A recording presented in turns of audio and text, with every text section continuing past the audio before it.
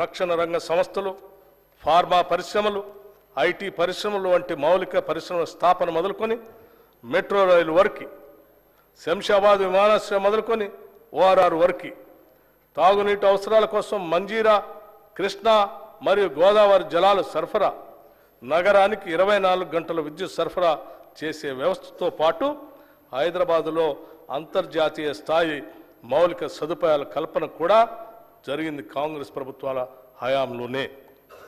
హైదరాబాద్ అభివృద్ధి ద్వారా సృష్టించబడిన సంపద ఏ కొందరు అధికారులకో లేదా నాయకుల స్వార్థం కోసం కాదు, అది యావత్తు ప్రజలందరికీ చెందాలనేదే మా లక్ష్యం, మా మార్గం.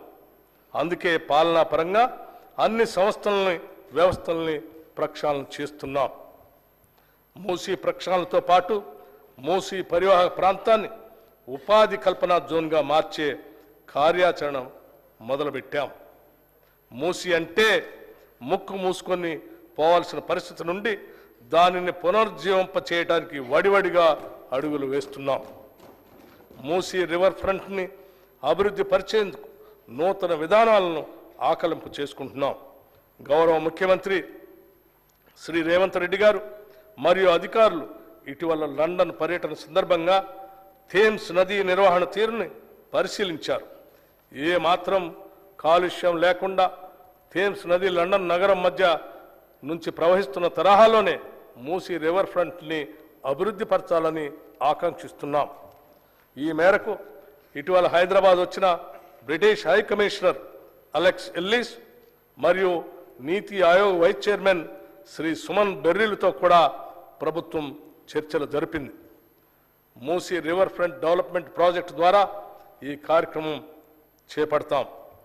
దీనిలో భాగంగా పాదచారుల జోన్లు, పీపుల్స్ ప్లాజాలు, పాత నగరంలోని హెరిటేజ్ జోన్లు, హాకర్ జోన్లు, చిల్డ్రన్స్ థీమ్ పార్కులు, ఎంటర్టైన్మెంట్ జోన్లు అభివృద్ధి చేస్తాం. మూసీ నదిని, నదీ తీరాన్ని ఒక పర్యావరణ హిత పద్ధతిలో సమగ్ర ప్రణాళికతో అద్భుతంగా తీర్చిదిద్దుతాం. మన సాంస్కృతిక కట్టడాల పరిరక్షణ కూడా ఈ పథకంలో భాగంగా అమలు చేస్తాం. దీనికి కావలసిన నిధుల్లో ఎక్కువ శాతం నది చుట్టూ ఉన్న భూముల్ని వాణిజ్య అవసరాలకు అనుగుణంగా మార్చి సమకూరుస్తాం. భవిష్యత్తులో ఈ project Charminar, Hitech City, Salar Jung museum మరియు ఇతర పర్యాటక స్థలాలతో సమానంగా పోటీ పడుతుందనటంలో ఎటువంటి సందేహం లేదు.